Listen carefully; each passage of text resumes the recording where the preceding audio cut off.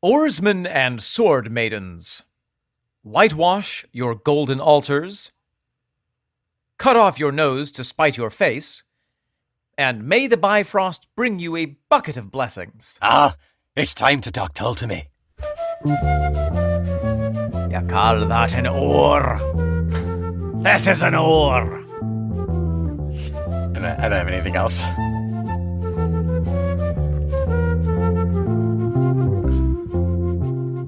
Welcome back. I am Omen Thomas Sade. And I am Nick McGill. Together we are Feckless Gnomes. And this is Talk Tull to Me. An epic voyage of exploration through the 9 worlds of prog rock, in which Norte Nick and Omen Odinson will fight as bravely as can be expected to defend each and every track that Born of Giants rock band Jethro Tull has ever produced. We will cower in fear at the Peter John Vitesse Valkyries, carefully check the audience's pockets for mistletoe before letting them approach Martin Baldur Bar, and keep a weather eye open for the sails of David Coldwater Pirate Peg. And if we achieve glory in this battle, we may receive the blessing of the All-Father Anderson, which is to be not impaled by his broad flute. He's got one eye and one leg and one flute. That's right. And 2 ravens. That's right, I do too. Who are actually cats. He's got way more than 2 cats. I think it's safe to say. 2 special ones that sit on his shoulder. Nick, welcome back to the podcast. It's lovely to be here. It's lovely to see all of our fans in our mind's eye. It is getting warm. I have started breaking out the fans, yes. And before we jump into the day's chat, the talking of the Tull, as it were, we have a little fact for you about the album that we're on. So just a teeny tiny little snippet about the song that we discussed 2 weeks ago, Flying Colors. This is a live performance from 1982. So they were touring for Broadsword at the time. It was the ship tour. It was the ship tour, yeah. And we will talk about that in the middle of the show. Yes. But this is from a 1982 concert in Paris. And this is a little blurb about Flying Colors. I'm going to play a tune now that is vaguely in the rock and roll genre. This is one of those rare boy-girl songs that I tend seldom to write. Tricky sort of thing, you see. Tricky subject. So that confirms that it's a boy-girl song, that it's just a terrible relationship song. I was listening to that song the other day, and I think when I was driving around in Texas, and I was just really like feeling the vibe of that song and remembering our conversation about it and thinking how, how just the intricacies of like, oh yeah, this person does this, and then this person responds with this, and then this person does this, and suddenly you're like, you're using full firepower, and war crimes are being committed. And no one's held responsible. It's really amazing how effective that song is. Oh, yes. In terms of really like getting the idea across and making it so darn potent. It's really, it's a good, I have a new respect for that song. However, that is not the song of today. Today, Nick, we are talking about the first song on the B-side of this album. Yes. Entitled Broadsword. Broadsword it is. The titular track off the Broadsword side. Let's paint our chests and braid our hair and run into battle. Oh, I thought that was going in a very different direction. Yeah. Yes, let's have a listen. Let's paint our hair, braid our chests.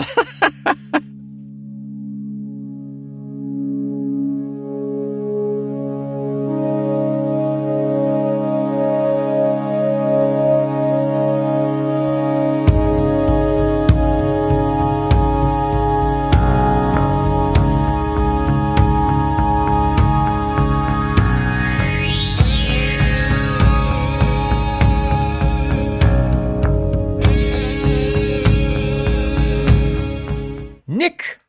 There it is. There's Broadsword. That's my broadsword. So, I have a question for you. I accept and embrace said question. You are someone who often visualizes when listening to music, no? Yes. Yeah. Particularly Tull. Yeah. But yes. Does this song give you a strong set of visuals? Yeah. Yeah. It's a sweeping epic rock music video in some sort of animation, kind of a rough style. It's kind of like the Aqualung character, but broad-chested and ready for battle, standing on a cliff, looking over the loch, ready to go. Right. It's the imagery that I think Ian mentioned early on. A quote from Ian that we discussed early on. At the time, I was living some of the year on the Isle of Skye in the wilds off the west coast of Scotland, facing the sea. In the times gone by, the Viking longships came up the sea lochs of Scotland to pillage and plunder, and generally have their wicked way with the locals.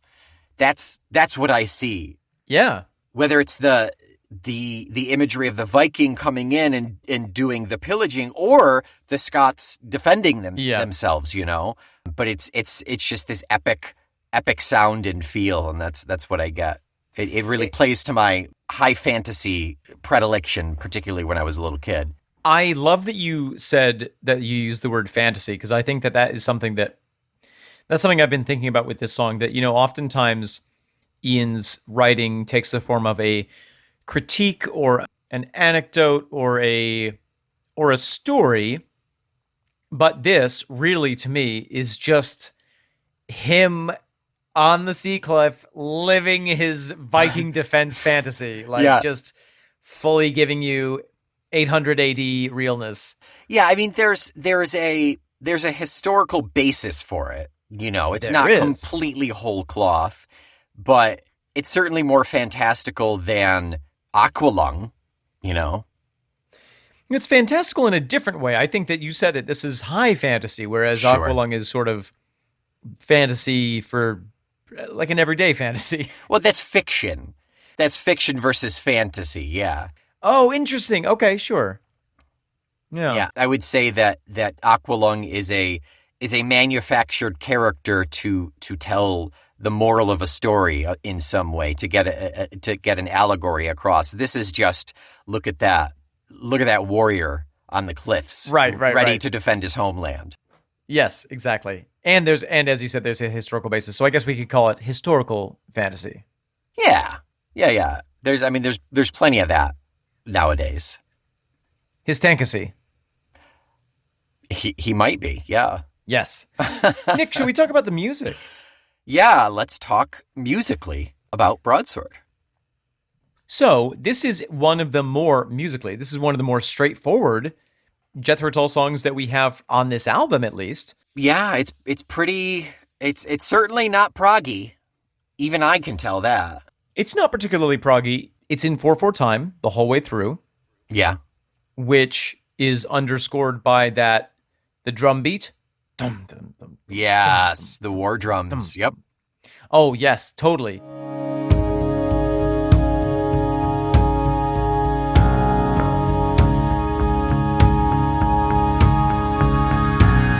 You know, we were joking about oars. The Viking ships had both sailing and rowing capacity. Mm-hmm. And there was often on those ships whenever your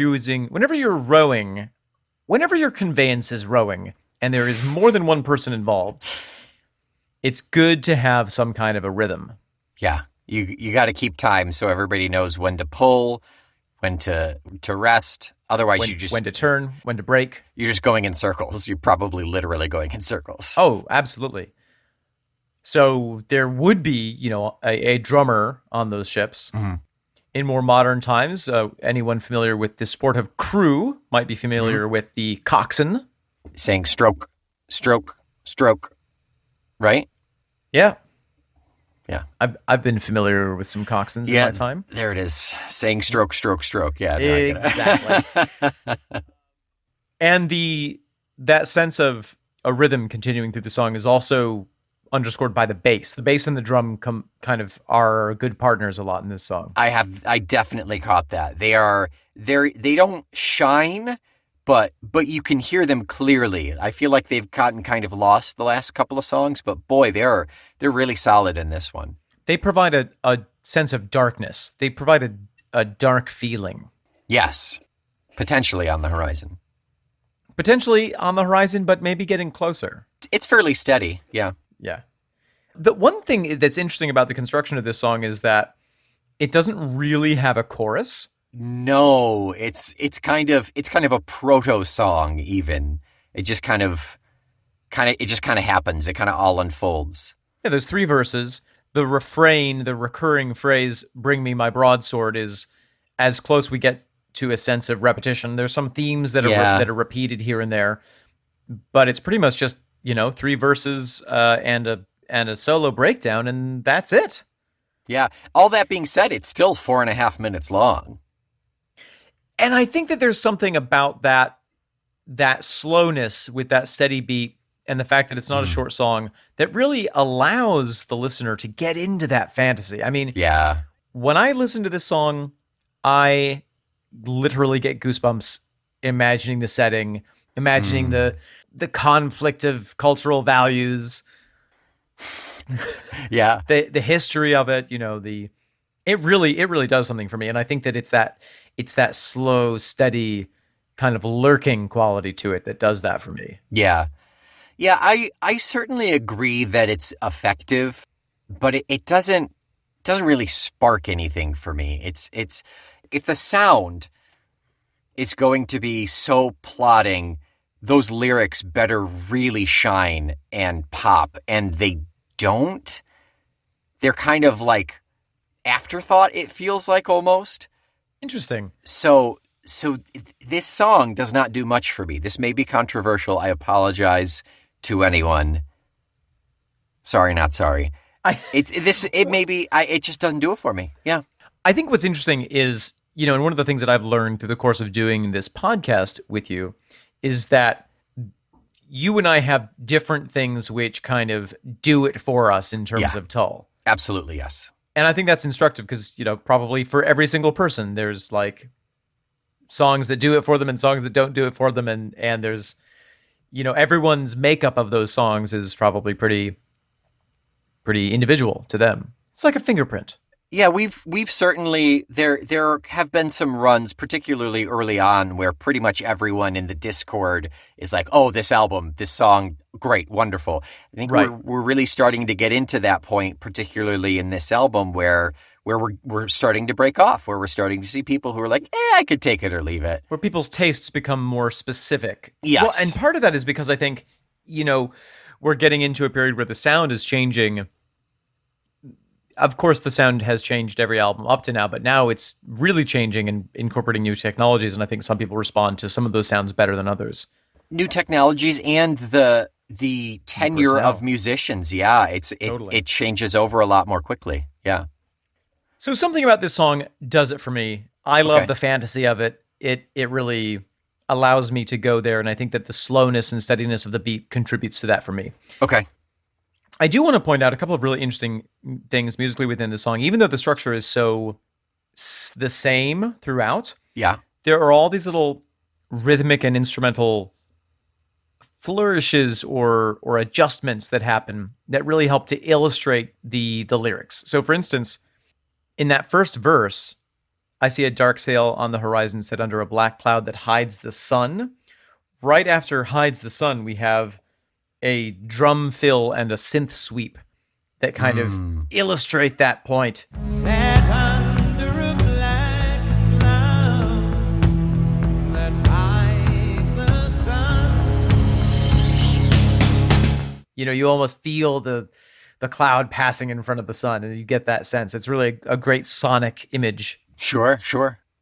When Ian sings "Bring Me My Cross of Gold," there is a synth-created heavenly chorus that comes in really softly. Bring me my cross of gold as a talisman. As soon as we hear the word roundhouse, which we'll talk a little bit about later, we hear Martin for the first time. Oh, his stings? Yeah, it's light. It's sort of just a little breath of the electric. We hear the electric guitar for the first time. Okay. Get up to the roundhouse. So even with the simplicity of it, there is some skillfulness specifically around developing the imagery and developing the feelings of some of these very specific contexts. Developing some of these very specific concepts in this song. And that's what I like about this song, is that it sets up all of these different kind of points of value within this fantasy world. Okay. I will listen to it with renewed ears. I will try to listen for that. None of that ever really jumped out at me in the past. I think it's a bit subtle. Similarly, when we have Take Women and Children, we have that bum, bum, bum, bum. Yes. The synth horns. Take women and children. Yes, I've definitely caught those. Those are oh so silly. I think maybe one of the reasons that this kind of, it doesn't turn me off, it just doesn't excite me, is that this is while every song up until this point has been pretty gosh darn 80s sounding, this one is so 80s sounding with all the synth, but I feel like it's not contributing anything to it. Interesting. You feel like you would as happily listen to a completely non-synth version of this. Yeah. Make D strings in this? You want a full orchestral version of Broadsword. Yes, I do. I wonder if that exists. I know they did some orchestration stuff. Even Dee on her own did some orchestration of Tull stuff. I don't know if that one exists. I'll have to look that up. We'll talk a little bit more about this in the lyrics section in the second half of the show, but, both you and I went through various forms of acting training, and one of the things that you and I learned very early on is when you're working with text, in order to help the character come to life and make the text not sound just like words, you really need to have an opinion on every single thing that you say. Every time you bring up a place or an object or a word or a person, you should feel the actor's or the character's opinion on that thing. Yeah, you as the character should. Right. Yeah. Yep. It's not like, I'm going to Macy's on Tuesday. It's, I'm going to Macy's on Tuesday. Yeah. And with those little instrumental variations, I feel like we hear a lot of the opinion coming through on each of these concepts. That's the thing that that I like about it. Okay. I like that. To go back to Super Crazy Synth, that breakdown, that kind of bridge, I guess, with Martin and PJV kind of duetting back and forth, dueling stings. It's so 80s. It's very 80s, right down to that drum fill that brings Martin into his big solo. Dun dun dun dun dun dun. Yeah, dun, dun. yeah. Wow.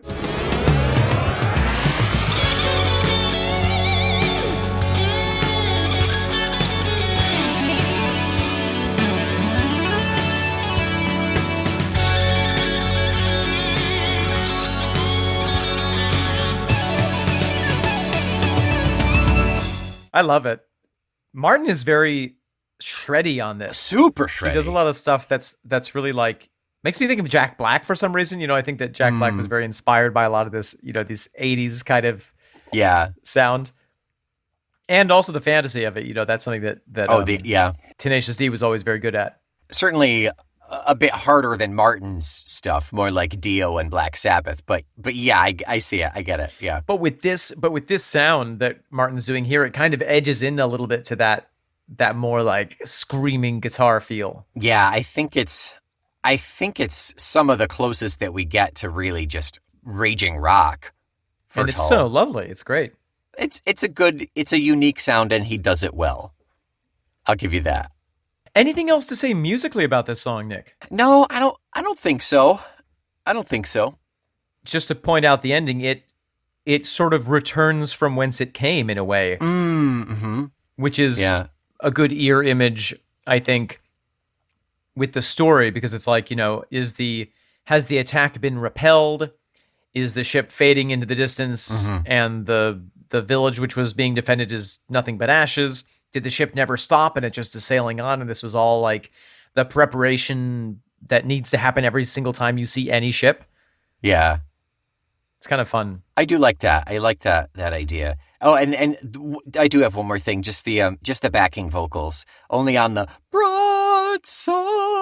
Yeah, it's great. It's very full. It's very it's fun. It's fun. Bring me my broadsword. They really forged those harmonies in the hot fire of badassness.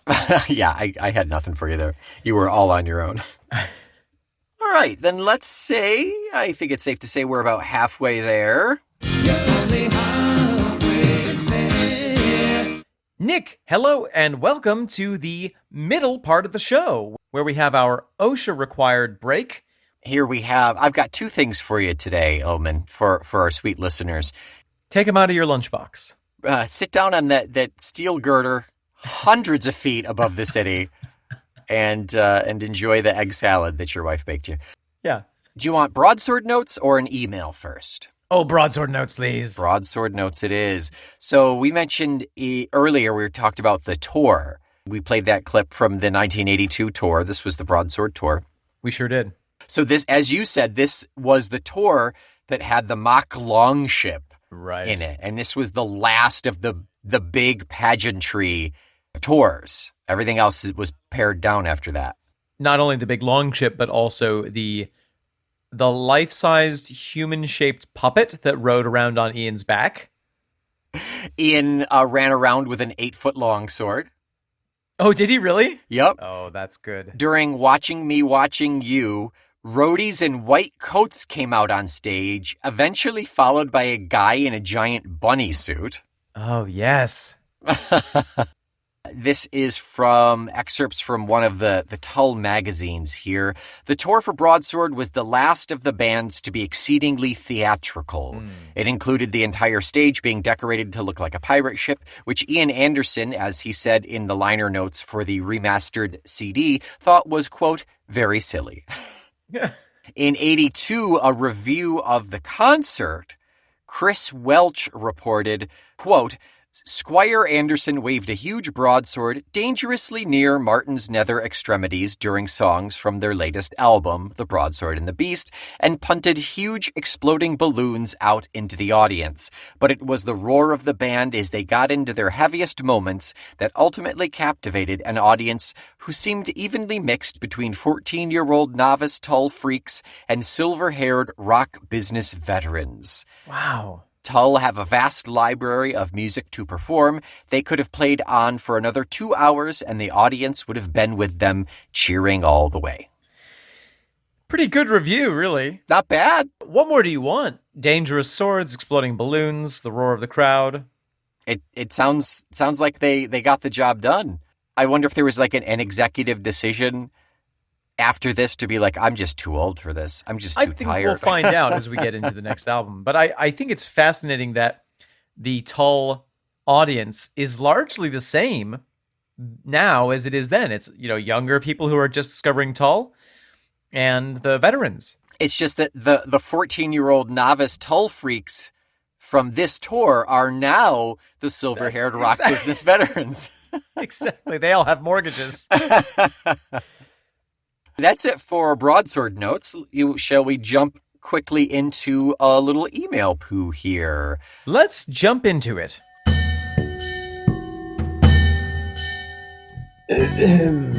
Your emails, sir. Also akin to rock tours, I think this works. This is from returning writer-inner Greg K. Greggy K writes in with the subject, Meeting Your Heroes. Oh.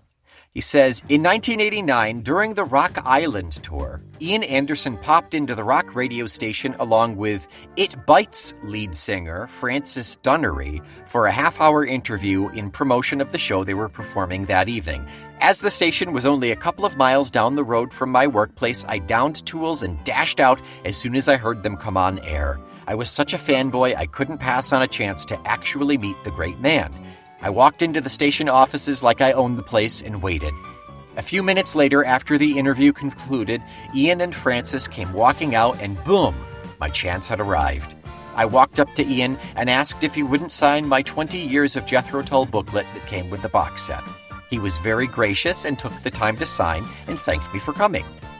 Ian was a bit shorter than I imagined, standing an inch or two below my 5'10" in height.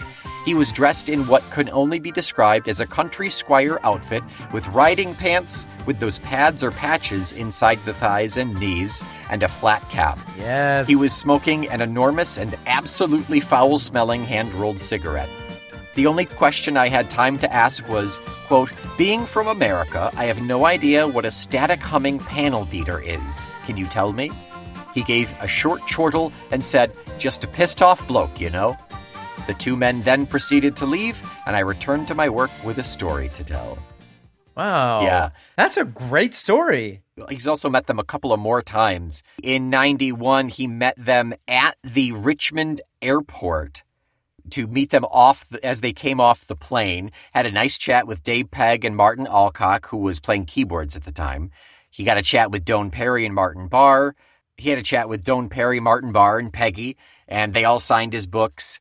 He showed a picture of his new son, who was born only a few weeks before, telling them that he was named Ian, and Martin chimed in and asked, "Why didn't you name him Jethro?" Thank you, Martin.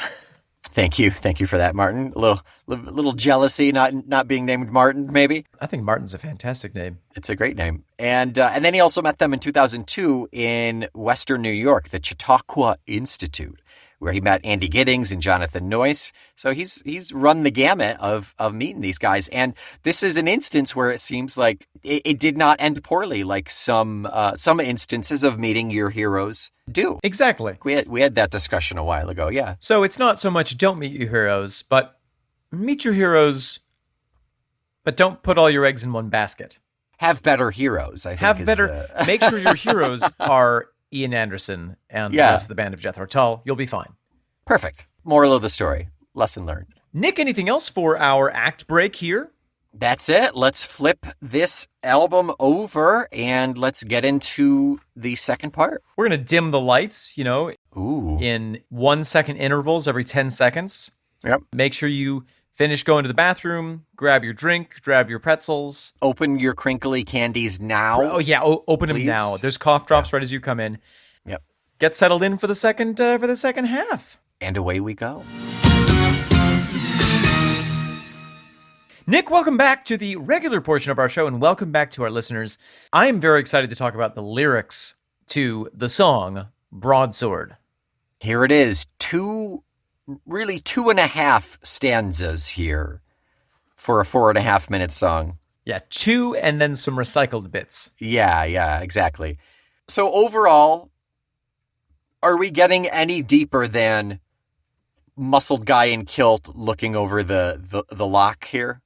Well, I think that we can pull back and look at what is the historical importance of that image or that moment that Ian was using as his inspiration. Sure. In terms of the history of Western Europe and the Viking raids that were from the late 700s Common Era to the early to mid 1100s or 1200s had a massive effect on the culture in Europe. And actually a lot of the words and phrases that we use, we've talked a little bit about this before, come from the Norse languages because the cultural impact was so great that just tons of words ended up getting adopted. But it really shocked the European culture at that time. I mean, Christianity had now flourished in Europe and the British Isles, and there were all these monasteries, which, and other religious institutions that had been amassing wealth for now a couple of hundred years. Sure. And the Vikings realized, oh, wow, there are all these coastal monasteries that have tons of gold and jewels, and no one is defending them. Yeah, it's just a bunch of fat priests, yeah. So there's lots of stories of both archaeologists randomly finding a literal pot of all of the gold in a village buried under a stone. Because, if you knew the Vikings were coming, one of the things you would want to do is hide all your valuables so they couldn't steal them.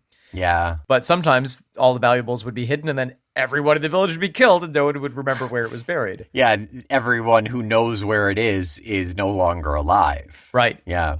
There were instances of people literally taking white paint and painting over the golden crucifix so it would look like a wooden crucifix. Oh, wow. Sure. And the phrase, cut off your nose to spite your face, goes back to an incident where there was an abbey where the nuns live. What do you call that? A nunnery. A nunnery. An abbey. Because there's an abbess. Oh, yeah. It's an abbey. Yeah. And the abbess got word that there was a Viking raid coming, and the Vikings were famous, or the stories at least were very convincing about them Sure. pillaging, but also raping all the women that they found. And so the abbess took a dull knife and cut her own nose off so that the raiders would be so horrified that they would leave them alone. And immediately, because they were all, caught up in this religious fervor, all the other nuns and sisters took out knives and whacked off their own noses, leaving themselves horribly disfigured. And the Vikings arrived and went, "Oh, God, what have we walked into?" And they left. We'll just do the pillaging part here. Yeah. We won't bother with the, yeah. Exactly. And so it worked, but, they all had no noses. But that's the origin of that phrase. Yeah. That's interesting. Is that apocryphal, or is that do we know that that's legitimate? I think it's apocryphal. Speaking of Christianity, that really kind of brings me to solidify. I know I said in the beginning, it was this could be the Viking coming in. This could be the image of the story of the Viking making this trek in, preparing for battle, or it could be the opposite side, the defenders. I do think it's the defenders now that we're talking about Christianity because of the line, "Bring me my cross of gold" as a talisman. Bring me my cross of gold as a talisman. Yes, and that was also a big cultural conflict between the Viking raiding parties and those whom they were raiding.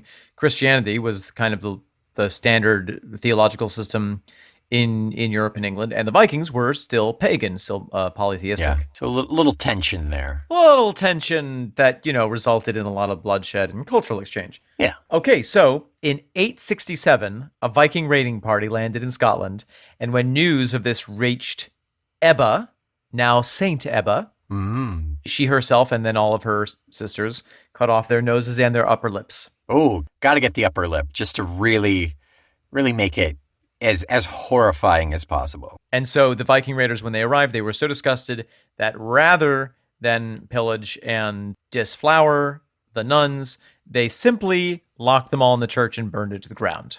Win-win scenario for everybody. But you got to remain pure. Yes, for God, Yes. which was Yeah. important. Yes. Yes, it was. And actually, that kind of comes to the heart of this song. It's I think the Vikings were really viewed with this sense of fear that there was almost no good standing up to them because they were so ferocious and vicious and so well equipped and so battle hungry. Right. And so, from the point of view of the singer, maybe there is only one broadsword in the entire village. He's like, well, bring me the one legit weapon that we have, and everyone else get your pitchforks and clubs, and I will lead this defense. Sure. Right. Or everybody else get out of here, and I'll try to keep them busy even, maybe he's sacrificing himself for the good of the village. Yeah, totally. The line that really gets me is, bring me my broadsword and clear understanding. Bring me my broadsword and clear understanding. Being battle ready, having that clear, ready mind. Right, and really understanding what you're getting into. what your role is rather than being taken over by fear. Yeah. And that kind of goes on with, bless with a hard heart those who surround me. Bless with a hard heart and those who surround me. Oh, so yeah, he is going in with his fellow defenders, whether they're warriors or villagers or what. Right. But all he's asking for is please just let them not run away. I need a couple of guys on my back. That's all I want. That's all I'm asking for. Let's do this. And I also love "Bless the women and children who firm our hands." Bless the women and children who firm our hands. I mean, it's very heteronormative and unnecessarily gendered, but still there's something wonderful about the fact of, about this idea, like, I'm doing this for the people that I love, let my love for them firm my grip on this sword so I don't drop it out of terrifying, Yeah. fear. Yeah, I think it's heteronormative only in the sense that we're talking about the year 1800 or 800 rather, I don't think it's Ian being terribly sexist here, although he's had some comments that really don't fly well now, but Well, I think that he is a person born in a certain era. yeah. And also there is, a lot of historical backing up to this kind of situation. Yeah, exactly. Yeah. Maybe the Vikings were gay. They just wanted it was just a bunch of bears on a boat, Omen. That's all it was.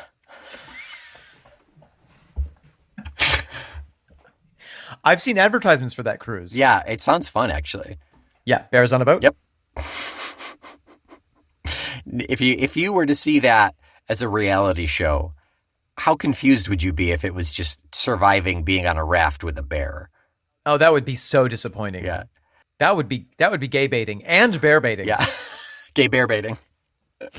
You would randomly choose which kind of boat you had and which kind of bear you had. If you're lucky, you get a koala bear or a teddy bear. Pontoon and a panda. Kayak and a koala. Barge and a black bear. A jib and a grizzly. Oh, that doesn't work. Oh, bummer. You know what? I am glad that at this point in our Tull theology, we have such a firm handle on our awareness of the Isle of Skye. Yes, yeah. Because I think it really brings this song into a much more specific light. Just in terms of the actual geology, in terms of what the situation would be like. Isn't Dunringill a roundhouse? Yes, okay, that's another thing that we should talk about. Yeah. The roundhouse is this ancient type of structure which we have seen in popular culture in the Star Wars sequel movies where Luke has gone feral and is living on those islands. Yes, yeah. Those are all historical roundhouses. That was actually either a monastery or an abbey that probably got raided a bunch of times. It looked fairly raidable. I was tempted to raid it myself. The only reason you wouldn't want to raid it is because it's up on the hill. Yeah. And so you'd have to do a lot of your quads would get in quite a lot of workout. I'm sure that the Vikings did not have to worry about burning quads. You think they did a lot of squats? I think they did enough things to be the equivalent of squats. Maybe some front lunges? Most likely a lot of front lunges. Yeah. Although you don't really want to raid an island where there is a Jedi warrior. That's true. I mean, we didn't see any raiders there while Luke was there, so. Bring me my lightsaber. May the Force be with you. Ooh, it writes itself, doesn't it? Take the women and Padawans. Oh shit, it's Anakin. And, I mean, all silliness aside, I said, all silliness, I see what you've got behind your back. I'll put the rubber chicken away. That cultural image of one good man with a sword standing up against insurmountable odds, we love it. We can't get enough of it. That is all the way through all of the Star Wars movies. It's in the Magnificent Seven. It's in every Western movie ever. Yeah. You've got all the bad guys riding into town to raid, and then you've got the one lone sheriff and his 6-shooter standing in the middle of the Saloon Street. It's on Saloon Street. It's the corner of... It's North Saloon Street, y'all. You got the wrong address. I'll wait for you here. We'll have our showdown. Just a text. I'm here, are you? I'll be the one with the little liver. Just a chicken emoji. Yeah.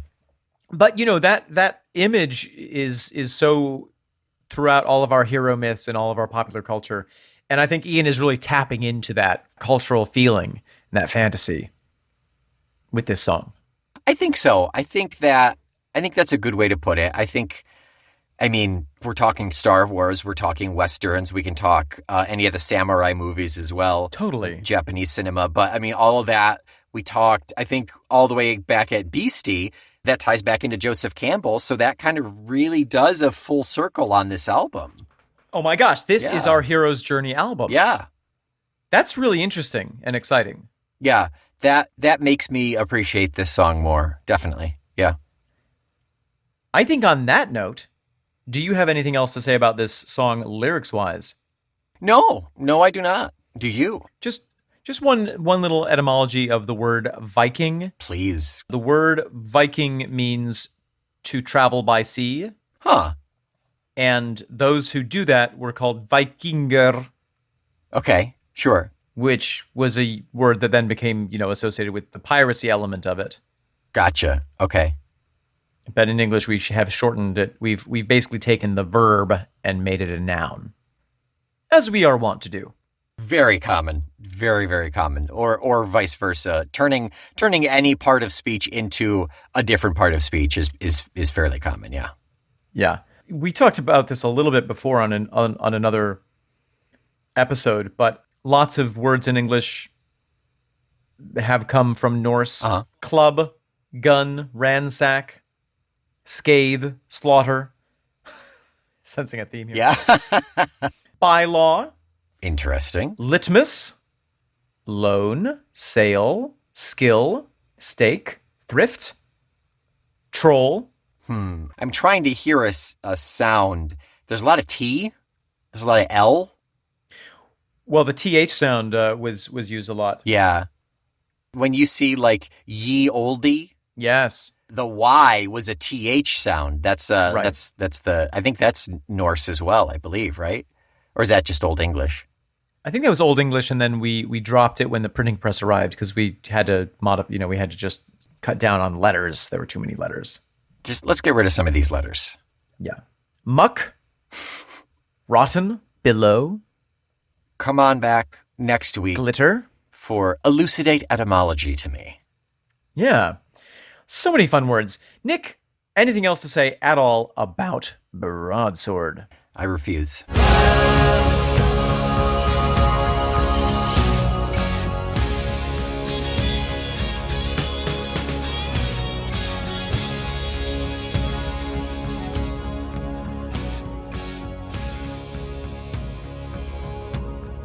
What are we talking about next week? Next week, we're going from Viking longships to a sweet, sweet, sweet song. Probably euphemistic, but a sweet song. Pussy Willow. Oh boy. My basement is flooded in anticipation. Get out the sump pump, everybody. It's time for Pussy Willow. Until next week, you can't buy a cross of gold on our TeePublic, but you can buy all sorts of Talk Tull to Me merch. You can find the link for that in our show notes. If you want some sweet memories to drive you on for the motherland, you might sign up for our Discord, where you can find other individuals whose hearts have been hardened against the vicious attacks on Jethro Tull. You can do that through our Patreon page for $5 a month. And you can bless the women and children and even us with your firm hands by giving us 5 stars. 5 firm stars rating So firm. and review. That's a firm star you've got right there. Yeah. Until next week, I am the wind in your sail, Omen Thomas Sade. I am the sweet memories that drive you for the motherland, Nick McGill. We are putting our backs to the north wind, feckless momes. And this is the black cloud that hides the sun. Talk Tull to Me.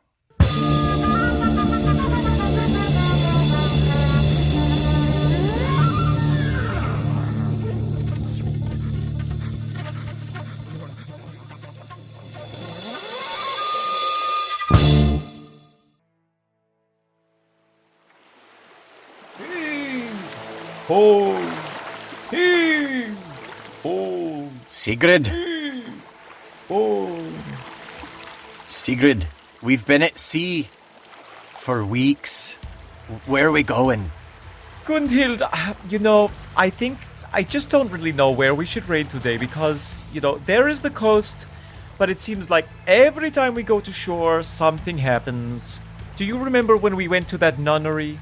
Ugh. Don't remind me about the nunnery. I've had nightmares for weeks. I can't see a person with prominent teeth now without just becoming violently ill. I wish we could have burned that church to the ground twice. They wouldn't let us. They wouldn't give us the money to rebuild it just to burn it. So no more nunneries. The nunneries are too easy.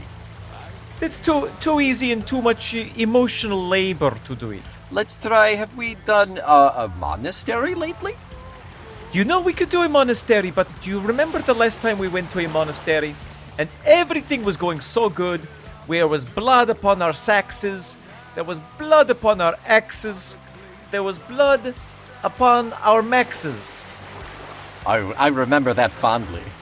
But then Max went into the garden and decided that he would rather become an agriculturalist. Pathetic. A shame to the entire tribe. To the entire village. Although his tomatoes are very, very tasty and we will stop by there afterwards. They are succulent. They are good. But shame on him. He will never go to Valhalla. Never. But he will enjoy his earthly delights here. Yes, he will. Let's try. Okay, no monastery. We don't want to lose any more people. What about just a village? Find the closest village. Okay, let's see. What have we got on the map? What have Let's we got see. on the map? Let's We actually pull up a real map. Okay. Check the GPS. Check the sat nav. We could go to Ulepool. We have not been there for a couple of years. Remember Ulepool? Is that the place where we made all of the men shit themselves Oh, yes! and then just run with their pants and their ankles? Yes, that's how we got Oh. sustained on the sail there. That's Remember. I do have fond memories of Whirlpool. They're probably have valuables back now by now. It's Okay, been let's go to several there. years. Let's go to there. Let's go to Whirlpool. Oh. Go! Oh no. Gunhild. Oh no. You see that sign? It says closed. I didn't know you could close a village. We should have checked. We should have checked beforehand. Oh, they need to update their site. Yes. What about Torridon? Let's go to Torridon. Okay. I think we usually skip Torridon, but We let's. usually do because their mead tastes like piss, but We don't need their mead. Let's take their women and their don't have to gold. do their mead. That's all. Their women also look like piss. Let's take their gold. We'll take their gold. Their gold, the only thing gold they have is peace. All right. Let's skip that one again. Okay, Staffen. Let's go to Staffen. Staffen. I think I sired the child in Staffen once. You did, sorry, child in Staffen. Yes. Whenever we sail past, I always look for the people who have the weird bump on their shoulder. That's yours. I have not been paying child support. We should probably go around Staffen. We should go around. Okay, we go around Staffen. Yes. Okay, let's go. What about we go down to Skarbosht? I can't pronounce that. Why are we going there? Okay, we don't go to Karbosht. Oh, I know. We have not for a long time been to Donneringel. Is that the one with the little roundhouse on top? Is the little roundhouse? Oh, Yes. it's so I heard quaint. that there was a good raid, but we have not been there. Let's go. I can't believe it. We always go by. Oh. Boy, they are taking so long to. Okay. Have we whipped the oarsmen yet recently? I feel like we need to whip taking them. a day off from the whipping, but you know what? We can make it a whipping day. Yeah, I think every day is a whipping day. Oh, we getting close. Okay, we see the headland. It looks that like it? he's going to be easy because there That's is it. only one little defender. That's it. One man, a broadsword. I think I see something glittering He's on his not- chest. A little Not golden too cross. tall either. Oh, little man. Look at him. He's wearing a skirt. I don't wear anything. Something on his back, like some kind of a big puppet. No explanation. No idea why. No, it's supposed to frighten us. That does not frighten us. Hilarious. We could. I take a bet with you. Okay. Who is going to kill him first? Oh, I'm going straight for his genitals. I'm going to chop kill them him off. first. No, I'm going to kill him Okay. because I will jump. That's it? That's what will take him out? That's it. All right, let's get ready. All right. We're getting close. It's going to be so fun. His secret, his mouth is moving. What does he say? Talk full to me as a proud member of the Fendless Bones Audio Network! Gundhild, he speaks the ancient curse. Secret? I do not feel like reading anymore today. I feel like I'm doing the thing that we made fun of the Toreadon men for doing. I do not have a stain on my sail, but there is a stain elsewhere. But we go away. Let's turn around. Everybody, turn around. Heave ho! No, just the boys on the right. Oh my Oh, god. full circle. I'm going to be sick.